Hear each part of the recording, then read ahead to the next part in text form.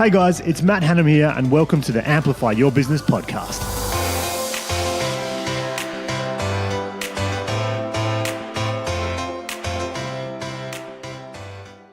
Okay, Matt Hannum back here and this is the Amplify Your Business podcast. And today, or this evening, I've got Jackson Milan.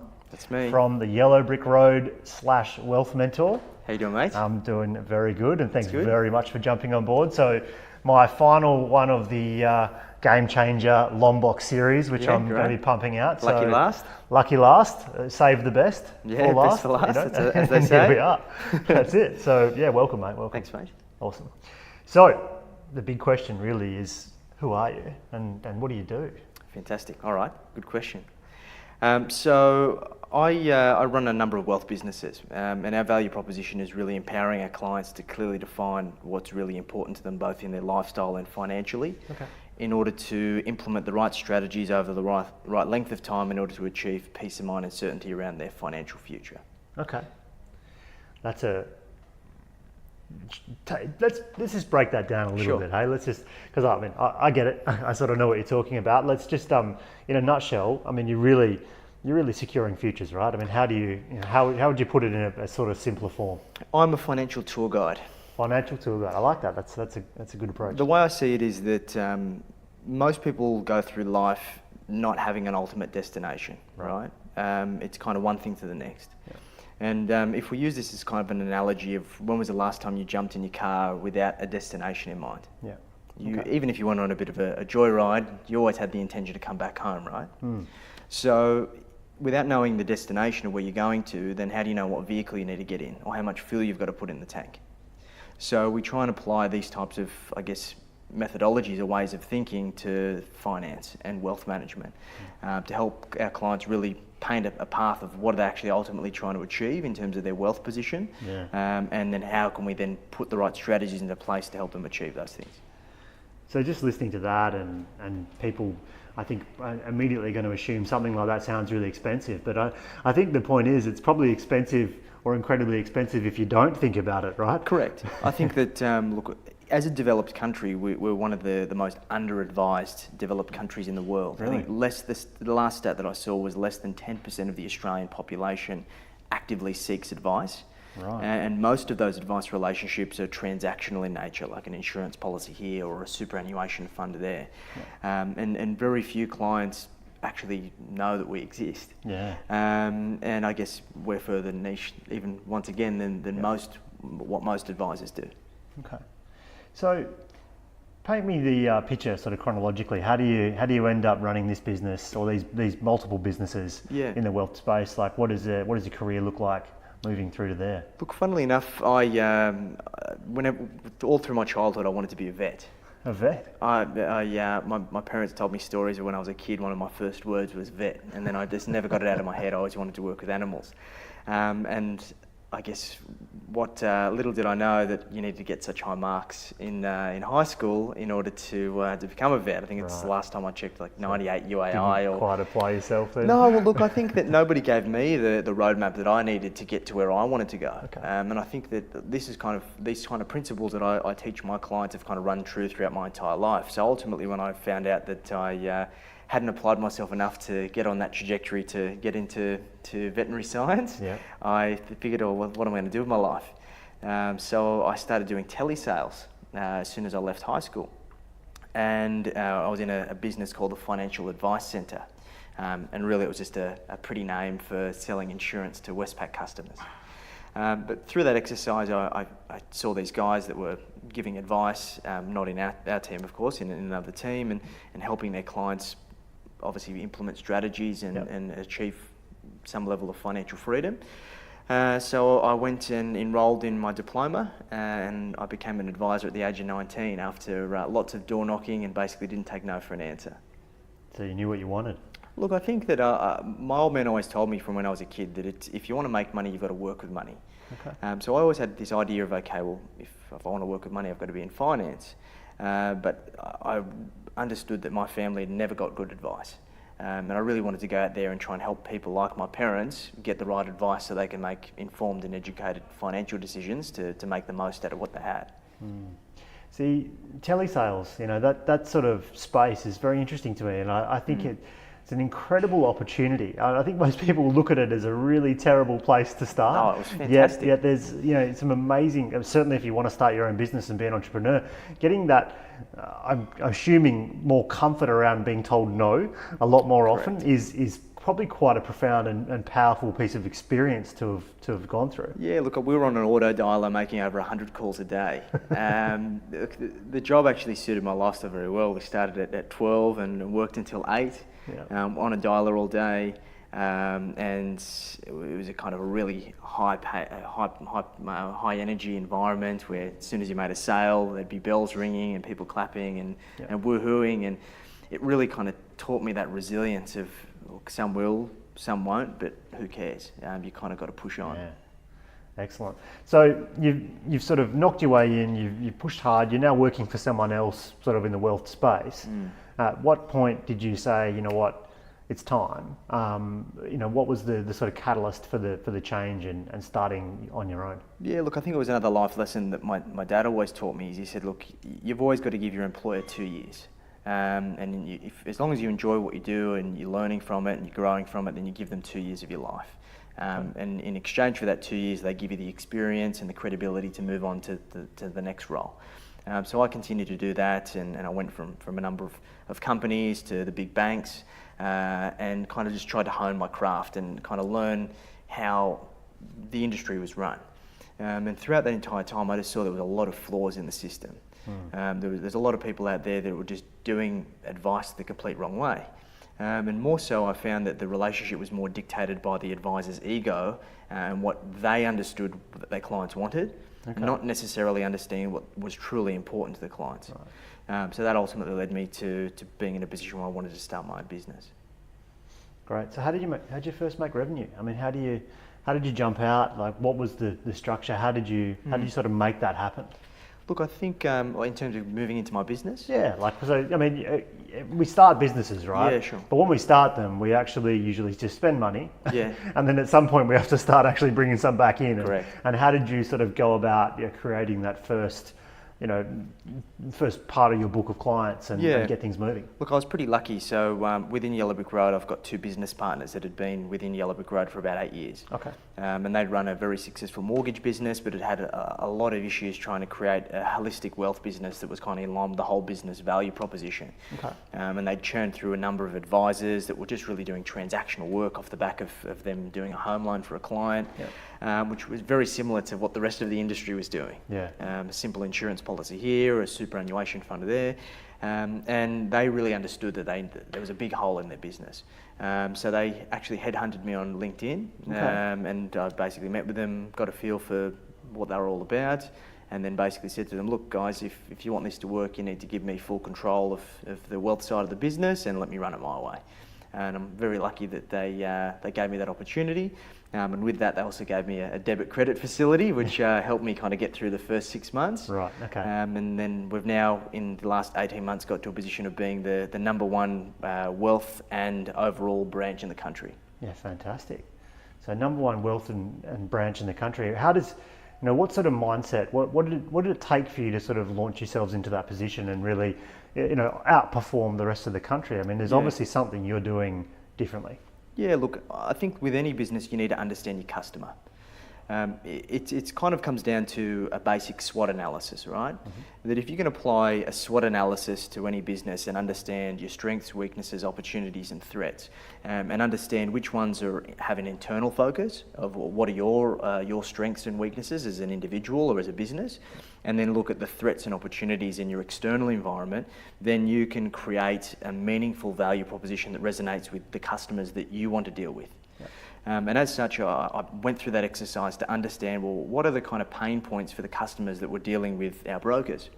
And then how could I create a seamless transition between that broker relationship, which is primarily a transactional one-off relationship, into a holistic, high-touch, ongoing service, accountability-based relationship that was really about helping these clients fulfill a greater purpose or a greater need. Yeah, okay. And by doing that really allowed us to craft out our niche that was specific to our business, as opposed to trying to have this one-size-fits-all cookie-cutter approach that you do get with a lot of big businesses, whether it be a big corporate enterprise or a franchise.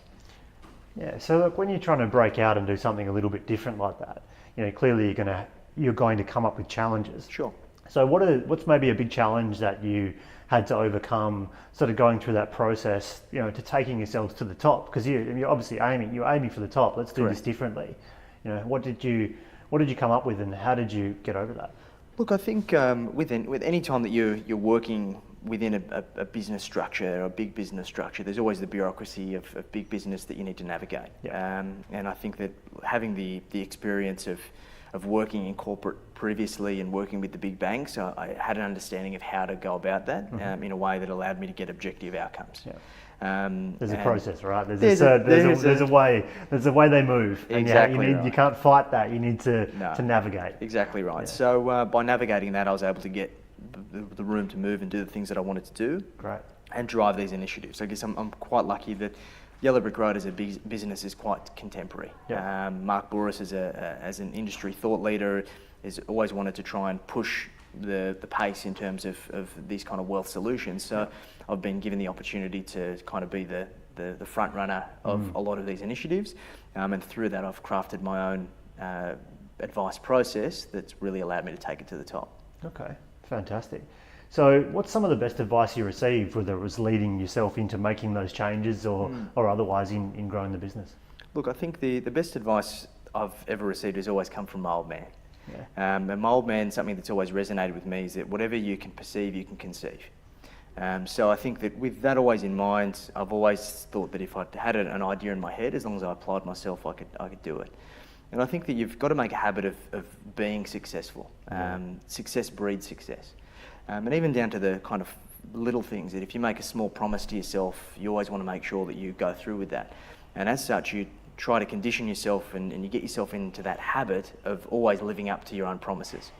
It's where you start making excuses for yourself when you've said, I'm going to do this, and then ultimately say, no, I don't think I'll do that, it's too hard, or it's going to take too much of my time or too many resources, that you get into this habit of doing the opposite. And I've always tried to avoid that. That's great. So I mean, extreme discipline is what I'm hearing. And when you're making those promises or suggesting you're going to do that, and then you need to follow through. And I guess that's what you're bringing to your clients as well. Correct. It's about taking action. Which is helping you get to that position and giving yourself incredible results. Yeah, correct. Look, results. You don't need to do anything sexy in life. Life is about tried and true. Yeah. And it's the catalyst to all of this is taking action, and it's consistent and sustainable action that you take on a regular and ongoing basis. In my business and what I preach to my clients is really three very simple concepts. It needs to be simple, it needs to be sustainable, and it needs to be scalable. If it doesn't tick those three things, there's no point doing it. So that's kind of the metrics that I always set for myself when I go to make a decision or when I make a recommendation to my clients. I love it. So let's change the pace a little bit. Sure. What's something that people not in a professional sense, like family and friends, what's something that they would know about that maybe the rest of us, if we Googled you up, might not figure out? Look, I've been training Brazilian Jiu-Jitsu for the past 7 years or so. Okay. So I've got to level of blue belt, and I used to compete at an Asia Pacific level. Fantastic. I guess, look, I'm kind of swallowing my words here, but I have made excuses for myself in terms of my training. So I've fallen off the bandwagon a little bit over the last few months, but although I'm guessing there's a lot of discipline involved. There's a lot of discipline, look, but I'm actually heading on a trip to Brazil shortly, so I'll be planning to train a fair bit whilst I'm over there to get back on the competition circuit. So, fantastic. And what will that give you, like training in Brazil? I mean, that's obviously going to be an experience like no other. Yeah, look, I've done it before, and it's one of those things. It's kind of it's where it all come from, and it's just it's not that they do anything different. It's coming back to really those similar principles. They stick to the tried and true. Okay. They stick to the fundamentals, and they're just so good at them. So it'll help me really hone my game, which will be good. Fantastic. No, that's brilliant. So I wanted to just switch gear, and discipline's a big part of the next movement. And so, do you have any morning routines and rituals, and sort of how do you structure that week? Because clearly, you're quite disciplined in your approach. How do you build your week out, and how do you start your day, and what do you use to sort of help yourself be the best entrepreneur you can? Look, I'm very different to a lot of others, where I try and leave the least amount of time as possible to get what I need to get done. Okay. I'm a big believer that you will always make best use of the time that you have available. And as such, I wake up 20 minutes before I need to get to the office. I try and leave the office as early as I possibly can, and I don't work on Fridays, and I take 3 months off on holidays a year. And with that, I'm not the only one that's doing this. I've got the initiative that all of my team don't work on Fridays either. The only caveat to that is on a Thursday they need to do a self-assessment, and they really need to ask themselves honestly, have they helped push the needle forward in terms of the growth of the business for the week? And if they feel they've done so, then they can take the Friday off. And we spend the first half of Friday morning going through kind of personal and professional development, and then they take the afternoon off and spend it as they wish. Fantastic. So have you had any challenges with that? Or look, I mean, of course, there's a teething process, but how have you found that approach, and how did your team react to that? Look, I think I've got a fantastic team, and I've really tried to breed initiative into my team, and make sure that they're accountable to what they're contributing to the business, and that I don't ultimately become the bottleneck. And as such, I guess that level of accountability is there, that if they do their self-assessment on a Thursday, there's been a couple of instances where the staff have said, I haven't quite done enough this week, so therefore I'm going to catch up on my calls on a Friday, or hang around and write some processes or whatever it might be. So it's good that they respect the process, and they respect that I've given them the opportunity to show that level of initiative, and they don't abuse it, which is fantastic. Cool. So how do you manage sort of customer service during that time frame? Look, I think your customers will always, I guess, be led by you as a professional. There's nothing that is so time critical that a client has to get in contact with you via email on Friday. All of my customers have my direct mobile number, and I haven't had one call yet. So I've even got an autoresponder on my emails that says that I only check my emails twice a day for 30 minutes. And if they want to get in contact with me, then they can, or they can get in contact with someone in my team. And look, at the end of the day, given the way that we've tried to condition our clients with those three principles, there's nothing that has a sense of that much urgency that they need to act on. If there is, it means that they're most likely deviating from the course that we've already defined for them. So therefore, these things are in place to try and protect them. It's really great. I mean, because I hear these types of things a lot, but it sounds like you've really got the discipline nailed, that, and it's working for you. Whereas I see a lot of people trying to implement these types of activities and struggling, because I think you really have to hold firm on your position. And you're right, there's no need. There's very rarely going to be a need for that to happen on a Friday or a Friday afternoon. And if there was, they can get hold of you. Exactly there's a way, and most 99 or 999 times out of 1,000, it's probably not necessary. Exactly right. Look, I think that particularly when we're talking about wealth creation, that if we look at the best investors in the world, like Warren Buffett and Ray Dalio, these guys are long-term accumulators of assets, and they're not trading the market. So what are the things that your clients are going to get in contact with you, or the market corrects a couple of % or something happens, right? Fridays are notorious for the market correcting, right? So the last thing that you want them to be doing is trying to play around with their portfolio. I guess one of my mentors, one of the sayings that he's always told me is, he goes, play with your wife, not with your portfolio.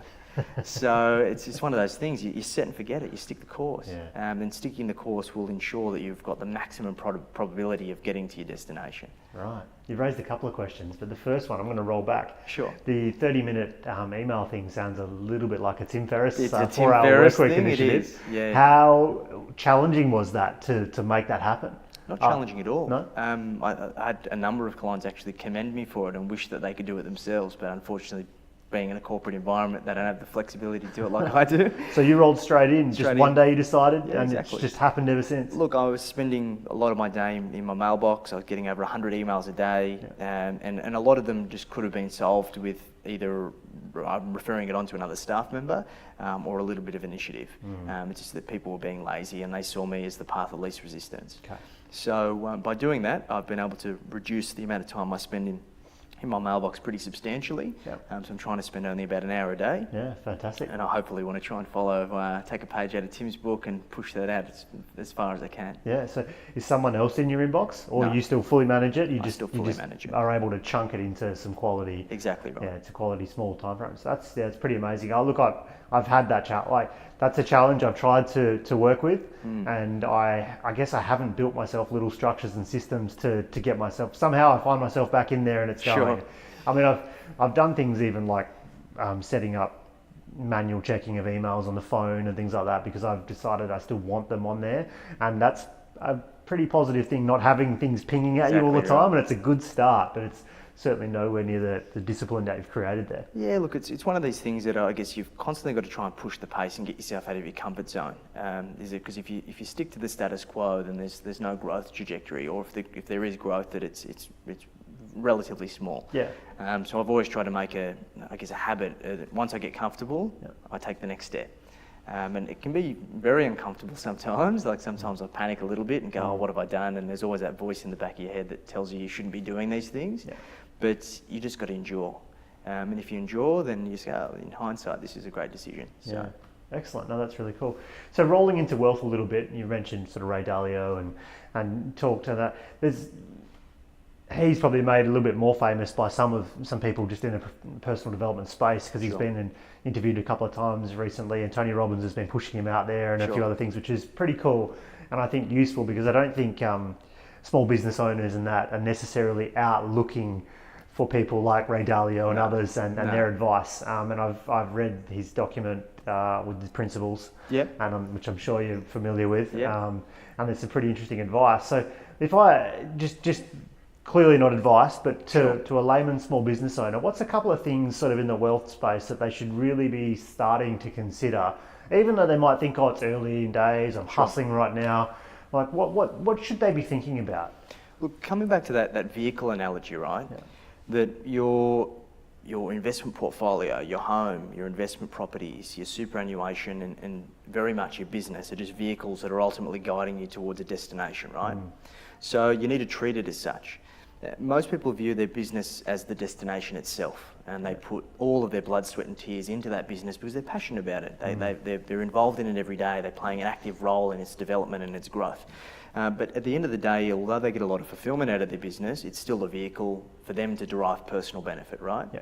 So it's ultimately about defining, well, what do you want to achieve, or what does your business allow you to achieve personally, and ensure that you have a roadmap in place that allows you to set that trajectory, just not to put everything back into your business. Right. I've seen business owners time and time again just reinvest and not nourish themselves by taking a salary or taking dividends because they feel guilty and they pay themselves last. I've always tried to make a habit of that. When I set myself up with a salary, every 6 months I review it and I increase it. And I look at who are the people that I can benchmark myself against in the industry in terms of my skill set and my contribution and the amount of time and effort that I put into building my business, and how much do those people earn. Yeah. So that allows me to set a kind of target that I can work towards to derive personal benefit from that. Look, at the end of the day, cash flow is king. And what most people overlook is that you don't get rich from your earned income. It's how you use that earned income in order to invest and allow compounding to work its magic. So those are some principles to consider. Yeah, I mean, just a story that popped into mind when you've said that, and I remember being at a conference at some stage, and it was a property related conference, and there was a guy sitting next to me, and sort of had the chat, what do you do? And at the time I was in a corporate job. I was young, but earning some good money, but I think I was in my early 20s, to be honest, at the time. So certainly hadn't built up much behind me, but this guy was a postie. Yeah, okay. Postie. I think at the time it was talking something like a $40,000 salary, not much, family, the whole lot.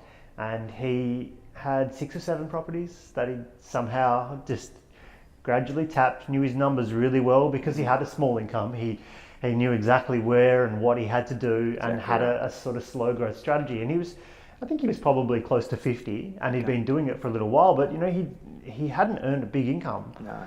Through his whole career.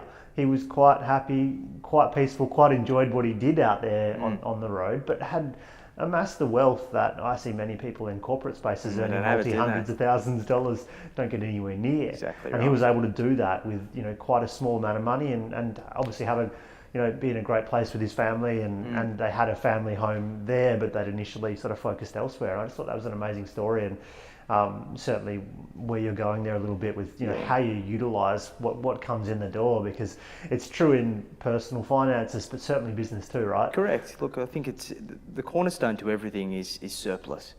It's like the surplus you have in your business is your profit, and that gives you the freedom to be able to reinvest in your business or take a dividend, right? And then when you look at your own self personally, it's what surplus do you have after you've paid for all your fixed costs, you've paid your mortgage, you've taken care of your family, you've lived your lifestyle, you've gone overseas on holiday, how much do you have left? And it's about what do you use that for?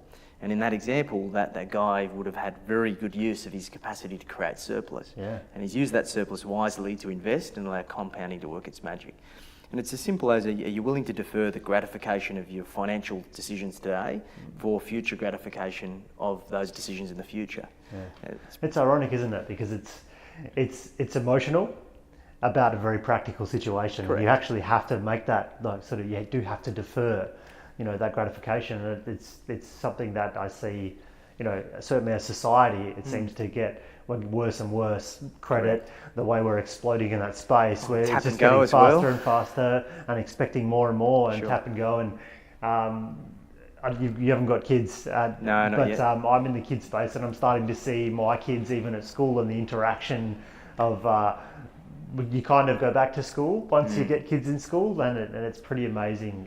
You know, and I wouldn't call it wealth. It's spent money, and they may be very wealthy, but there's a lot of people out there spending a lot of money on cars, and you have to ask the question. I mean, as just one example in the process, does that $80,000 car do enough for them, and is it necessary, and where does it? And it just as one, you know, sort of micro example. I'm sure you see plenty of it. Well, yeah, I was watching an interview with Shaquille O'Neal the other day, and he said the best advice he ever got was from one of his first mentors around money.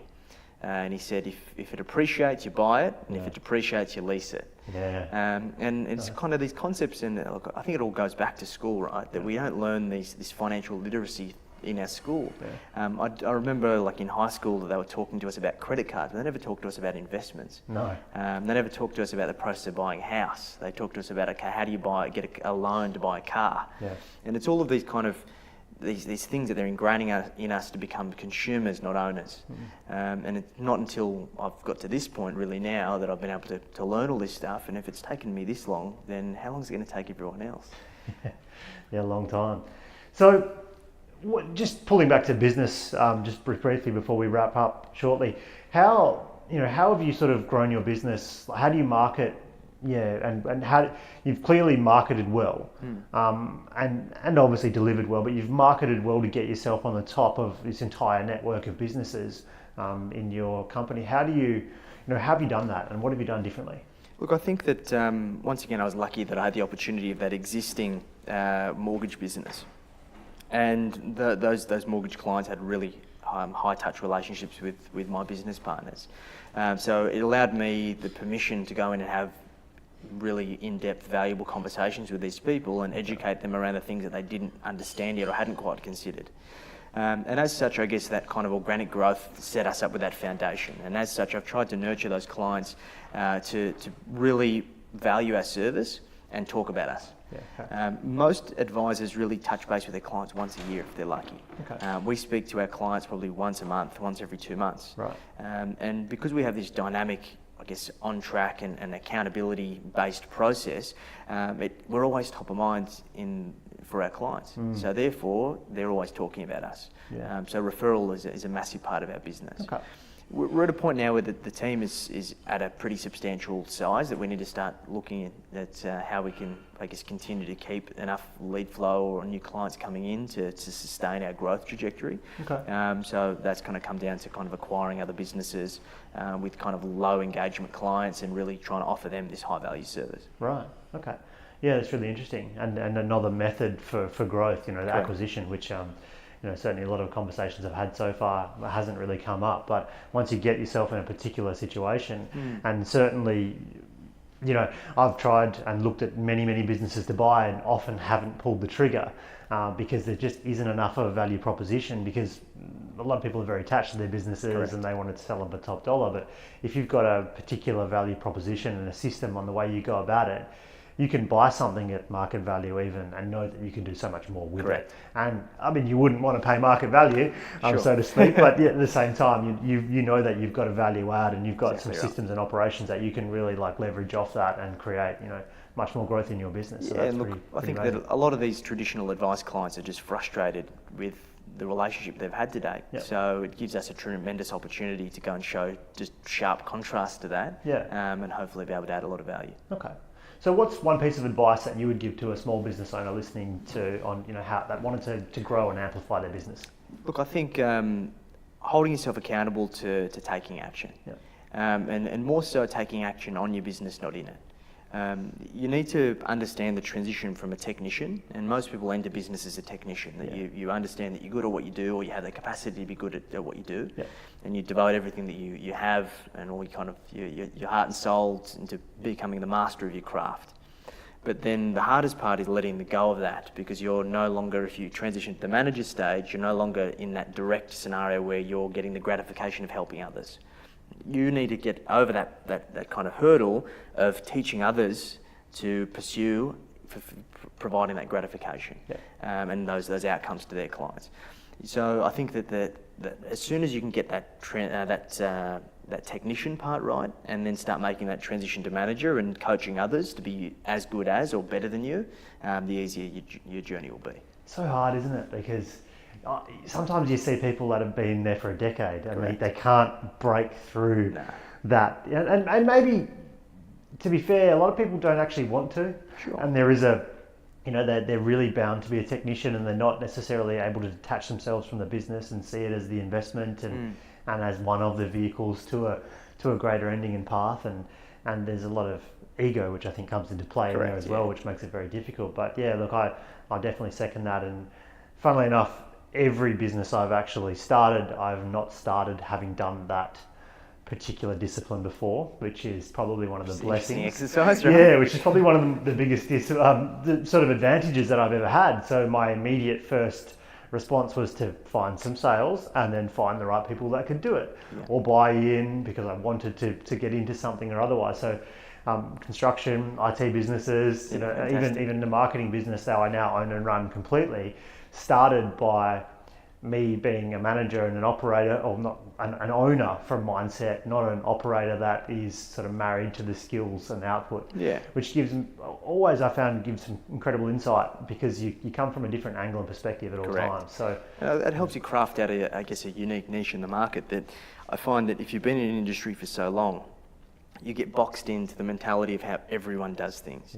And you always get the best ideas and the best fresh perspective from your newest people.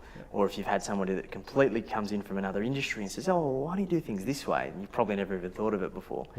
So you've got a leg up on that one. It's amazing how we do silo in those industries. And certainly that's right. I would walk straight into a new type of operation and just think, well, these guys do it like that. I mean, has anyone considered this? And it's like, no, the whole industry's done this forever. And it's like, right. Why would we change? Right, okay, well, how about we try it? Sure, and it's that type of insight that you can bring in, and like you talk about leveraging and adding value to a business or bringing a different value proposition.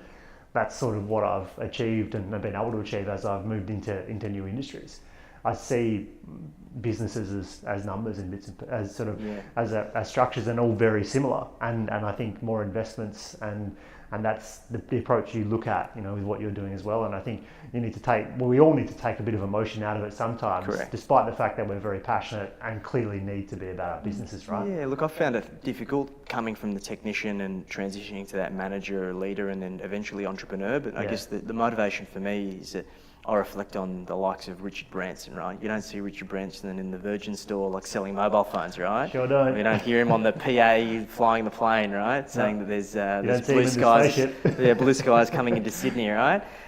He's the El Capitano, right? So, and he knows that position inside and out. And he doesn't do it from an office either, which I've always found, really inspiring, that he's able to do what he does from where he does it. Exactly right. So that's always kind of been the inspiration for me to kind of keep pushing the pace. And look, you've always got that temptation that you've onboarded a new staff member and they're not quite at the level that you feel they should be at, to step back in and just take the reins off them. Yeah. But by doing that, you're impeding their ability to grow and learn for themselves. And I guess I was in their position once before as well. Awesome. So it's just about kind of trying to nurture them and stop trying to, I guess, have that temptation to dive in and take over myself. I love it. All right, well, look, thanks very much for your time. Mate. It's been awesome to have you here. So if people want to find out a bit more about yourself, Yellow Brick Road, the Wealth Mentor. The Wealth Mentor, where's the best place to go and find out and connect with you? You can connect with me via wealth-mentor.com.au or via the ybr.com.au website, going to search for an advisor, or via LinkedIn. Fantastic, and we'll link that up in the bottom. But no, it's been amazing having a great time here on Lombok, and really great chatting to you. Good chat, mate. Awesome. Cheers. Thanks very much. Hey guys, it's Matt here, and thanks so much for listening to the Amplify Your Business podcast. It means the world to me that you've listened all the way through, and I'd love it if you could share it with your friends, if you want to.